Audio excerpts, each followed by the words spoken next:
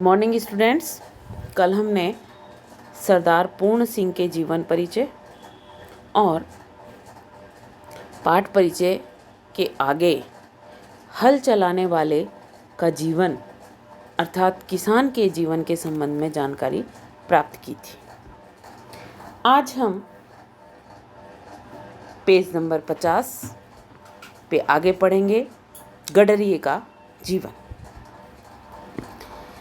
लेखक कह रहे हैं, एक बार मैंने एक बूढ़े गडरिये को देखा।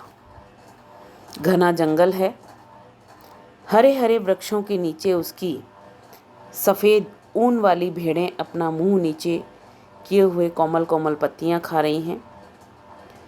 गडरिया बैठा आकाश की ओर देख रहा है। ऊन काटता जाता है। उसकी आंखों में प्रेम लाली छाई हुई है। वह निरोगता की पवित्र मदिरा में मस्त हो रहा है। बाल उसके सारे सफ़ेद हैं, और क्यों न सफ़ेद हों, सफ़ेद भेड़ों का मालिक जो ठहरा, परंतु उसके कपोलों से लाली फूट रही है। बर्फानी देशों में वह मानो विष्णु के समान क्षीर सागर में लेटा है। लेखक ने एक वृद्ध गडरिये का जीवन का चित्रण किया है कि वह एक घने जंगल में बैठा हुआ है। हरे हरे कोमल वृक्षों की जो पत्तियां हैं वो उसकी भेड़ें वहाँ खा रही हैं। वह आकाश की ओर देख रहा है, अर्थात वह भी मौन प्रार्थना करता है। ऊन काट रहा है। उसके आँखों में ईश्वरीय प्रेम की अनुभूति दिखाई देती है। उसके बाल सफ़ेद हैं क्योंकि वह एक वृद्ध बुजुर्ग है।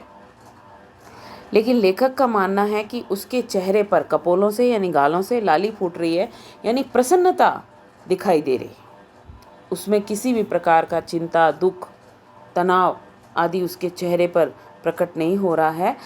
चाहे जैसी भी परिस्थिति हो, उसमें वह आनंदपूर्वक जो है वो रह रहा है।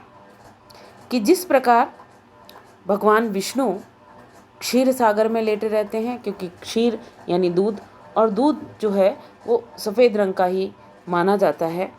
तो यह जो गडरिया है वह पहाड़ी क्षेत्रों में बैठा हुआ है, और पहाड़ पर चारों तरफ सफ़ेद बर्फ़ विद्यमान है। इसीलिए लेखक का मानना है कि वह ऐसा प्रतीत हो रहा है बर्फानी देशों में, यानी बर्फ़ पहाड़ी पर्वतीय क्षेत्रों में फैली हुई है, और उस चारों तरफ फैली हुई बर्फ़ में वह इसी प्रकार का लग रहा है कि मानो विष्णु जो है वो क्षीर सागर में लेटे हुए। उसकी प्यारी स्त्री उसके पास रोटी पका रही है। उसकी 2 जवान कन्याएं उसके साथ जंगल जंगल भेड़ चराती घूमती हैं। अपने माता पिता और भेड़ों को छोड़कर उन्होंने किसी और को नहीं देखा। मकान इनका बेमकान है, घर इनका बेघर है। ये लोग बेनाम और बेपता है। किसी के घर में न घर कर बैठना इस दारे फानी में, ठिकाना बेठिकाना और मका बरला मका रखना। ये यहाँ पर एक शेर दिया है, और इस शेर का तात्पर्य भी यही है कि ये किसी के घर में नहीं बैठते, स्थायी रूप से नहीं रहते, इनके घरों में दरवाजे नहीं होते, और ये फिर भी बेठिकाना है, यानी कोई इनका स्थायी पता नहीं है, और फिर भी ये अपने आप को जीवित रखे हुए। इसीलिए लेखक का मानना है कि मकान इनका बेमकान है, क्योंकि ये जंगलों में रहते हैं। जंगलों में भी इनका स्थायी निवास नहीं होता है। जहाँ इन्हें अपनी भेड़ों के लिए हरा हरा चारा उपलब्ध होता है, वहीं ये अपना घर या मकान बना लेते हैं। बेघर हैं क्योंकि स्थायी तो नहीं है। बेनाम हैं क्योंकि किसी समाज, किसी समूह में ये नहीं रहते, केवल अपने परिवार के जो सदस्य हैं उन्हीं के साथ रहते हैं।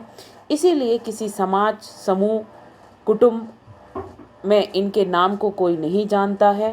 बेपता क्योंकि इनका स्थायी निवास नहीं है तो स्थायी इनका पता भी नहीं। इन्होंने इस शेर के माध्यम से भी लेखक ने इसी बात को स्पष्ट किया है कि मकान इनका बेमकान है, घर इनका बेघर है, ये लोग बेनाम हैं और बेपता। गडरिये के लिए कहा गया क्योंकि गडरिये का परिवार किसी स्थायी स्थान पर नहीं रहता, वह जंगल जंगल अपना ठिकाना बनाता है, अपना घर बनाता है और किसी समाज या समूह के लोग, किसी गांव शहर के लोग इन्हें नहीं जानते, इसलिए ये बेनाम है और इनका कोई स्थायी निवास न होने के कारण इनका कोई पता भी निश्चित नहीं होता। इस दिव्य परिवार को कुटी की जरूरत नहीं, जहाँ जाते हैं एक झोंपड़ी बना लेते हैं, दिन को सूर्य रात को तारागण इनके सखा है।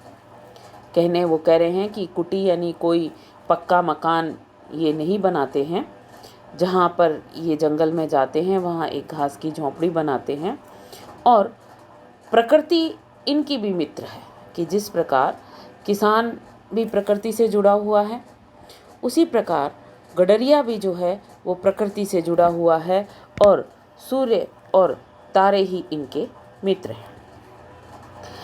गडरिये की कन्या पर्वत के शिखर के ऊपर खड़ी सूर्य का अस्त होना देख रही है। उनकी सुनहली किरणें इसके लावण्यमय यानी सुंदर मुख पर पड़ रही हैं। यह सूर्य को देख रही है और वह इसको देख रहा। हुए थे आँखों के कल इशारे, इधर हमारे उधर तुम्हारे, चले थे अश्कों के क्या फवारे, इधर हमारे उधर तुम्हारे। कह रहे हैं कि जिस कन्या जो है गडरिये की जो पुत्री है वह सूर्य का अस्त होना देखती है, उसकी सुनहली किरणें उसके सुंदर मुख पर पड़ रही हैं, तो प्रकृति को वो आँखों के इशारों से देखती है और प्रकृति को देखकर उनकी आँखों में खुशी के आंसू जो है वो बहने लगते हैं। अश्कों के फव्वारे यानी आंसुओं की धाराएं कि जब भी वह प्रकृति को देखती है तो प्रकृति से वो अपने जुड़ाव को महसूस करती है और प्रकृति को देखकर, सुंदर प्रकृति को देखकर उनके जो नेत्रों से हैं वो खुशी के आंसू प्रवाहित होने लगते हैं। बोलता कोई भी नहीं क्योंकि ये जो जितने भी प्रकृति के मित्र हैं वो मौन रहकर केवल आँखों के इशारों से ही अपनी बात करते हैं। सूर्य उनकी युवावस्था की पवित्रता पर मुग्ध है और वह आश्चर्य के अवतार सूर्य की महिमा के तूफान में पड़ी नाच रही है। इनका जीवन बर्फ की पवित्रता से पूर्ण और वन की सुगंधि से सुगंधित है। इनका मुख, शरीर, अंतःकरण सफ़ेद, अंतःकरण यानी मन, इनकी बर्फ, पर्वत और भेड़ें सफ़ेद। अपनी सफ़ेद भेड़ों में यह परिवार शुद्ध सफ़ेद ईश्वर के दर्शन करता है। जो खुदा को देखना है हो तो मैं देखता हूँ तुमको, मैं देखता हूँ तुमको जो खुदा को देखना। कहने का तात्पर्य है कि ये अपनी भेड़ों में ही खुदा यानी ईश्वर को देखते हैं और ईश्वर को जब जब उन्हें देखने की इच्छा होती है तो वह भेड़ों को ही देखकर उसमें ईश्वर के दर्शन कर लेते हैं, क्योंकि उनका जीवन जो है वो पवित्र है, सरल है। जंगल के वातावरण से उनका हृदय सुगंधित है, उनकी अंतःकरण निर्मल हैं, पवित्र हैं और उनकी भेड़ें भी जो हैं वो सफ़ेद भेड़ें ईश्वर के समान उन्हें प्रतीत होती हैं, क्योंकि वही उनकी, इन्होंने भेड़ों को ईश्वर के समान इसलिए माना क्योंकि वही उनकी आजीविका का भी साधन होती हैं, क्योंकि भेड़ों से वो ऊन काटते हैं और ऊन जो है वो बेचकर अपनी आजीविका को चलाते हैं। तो इसलिए जब भी वो ईश्वर के दर्शन करना चाहते हैं तो वो ईश्वर को जो है वो अपनी भेड़ों में ही देखते हैं। भेड़ों की सेवा ही इनकी पूजा है। जरा एक भेड़ बीमार हुई, सब परिवार पर विपत्ति आई। दिन रात उसके पास बैठे काट देते हैं। उसे अधिक पीड़ा हुई तो इन सब की आँखें शून्य आकाश में किसी को देखने लग गई। पता नहीं ये किसे बुलाती हैं। हाथ जोड़ने तक की उन्हें फुर्सत नहीं।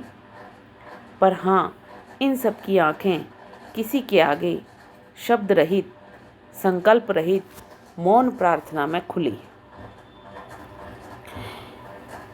लेखक कह रहे हैं कि यदि एक भेड़ बीमार हो जाती है तो पूरा परिवार दुखी हो जाता है, और शून्य आकाश में वह जो है ईश्वर की आराधना करते हैं।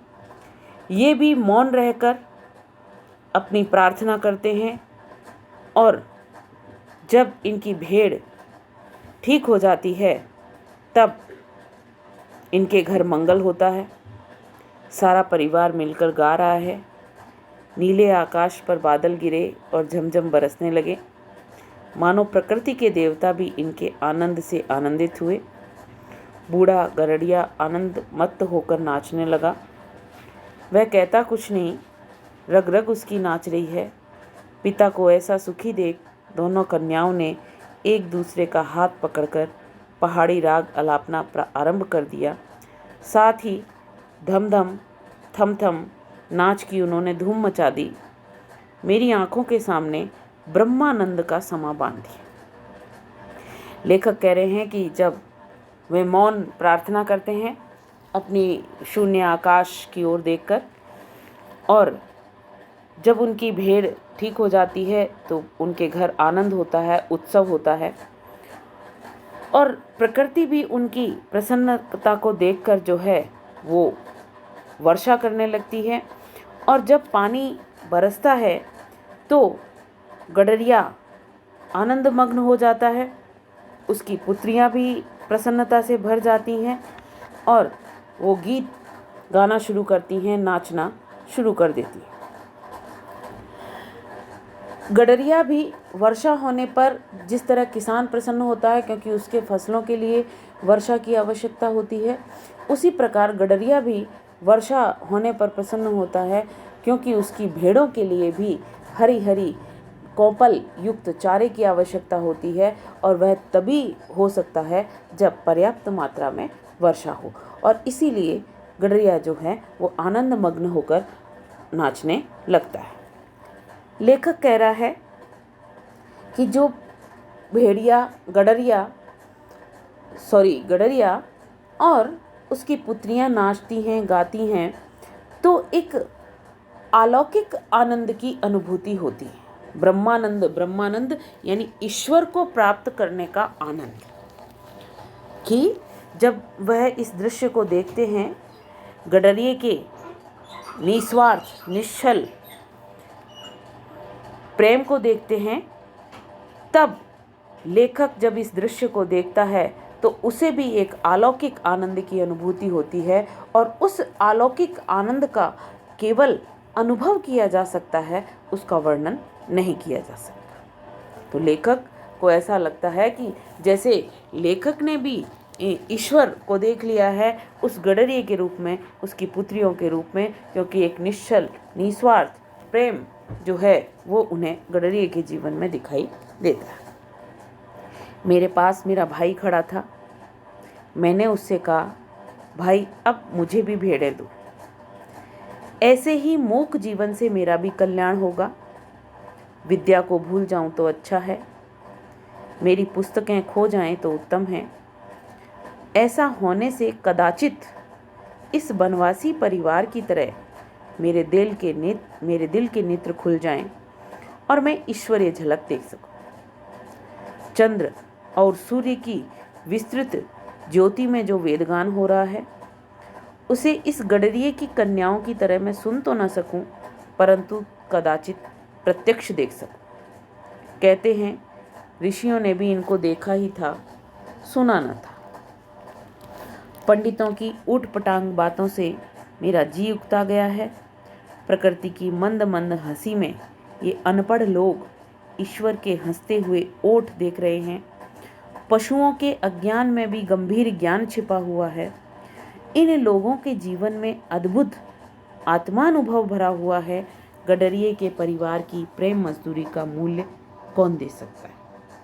लेखक ने कहा कि मैंने अपने भाई को कहा कि मुझे भी भेड़ें ला दो, ताकि मैं जो ये मूक भेड़ें हैं उनकी मैं सेवा कर सकूं, उनके साथ मैं अपना जीवन बिता सकूं। और जिस तरह ये वनवासी परिवार ईश्वर की झलक देखता है, आनंद का अनुभव करता है, मौन रहकर प्रार्थना करता है, उसी प्रकार शायद मैं भी ईश्वर को देख सकूं, महसूस कर सकूं। क्योंकि कहा यही जाता है कि ऋषियों ने भी इनको देखा था, उनको सुना नहीं था। अर्थात ऋषियों ने भी बहुत कड़ी तपस्या के पश्चात ईश्वर के दर्शन किए, वेदों को लिखा, लेकिन ईश्वर के दर्शन को उन्होंने अनुभव किया, महसूस किया, लेकिन उनका पूरी तरह से वर्णन करने में वो असमर्थ है। वो कह रहे हैं प्रकृति की हंसी में ही ये लोग स्वयं मुस्कुराते हैं। मूक पशु भले ही बोल नहीं सकते, अज्ञानी हैं, लेकिन प्रकृति का गंभीर रहस्य उनके हृदय में छिपा होता है, क्योंकि प्रकृति की पल पल की जो खबर है वो इन पशुओं को ज्ञात रहती है, और पशु जो है वो प्रकृति को बहुत अच्छी तरह से जानते और समझते हैं। तो लेखक का मानना है कि शायद पशुओं के साथ रहकर वह भी प्रकृति के इस स्वरूप को जान सके, उसका अनुभव कर सके, और गडरिये का जो परिवार है, वनवासी परिवार है, उसकी जो मजदूरी है, उसका जो श्रम है, उसका मूल्य कोई नहीं चुका सकता। केवल वह हम प्रेम के द्वारा ही दे सकते हैं, प्रेम के द्वारा ही चुका सकते हैं।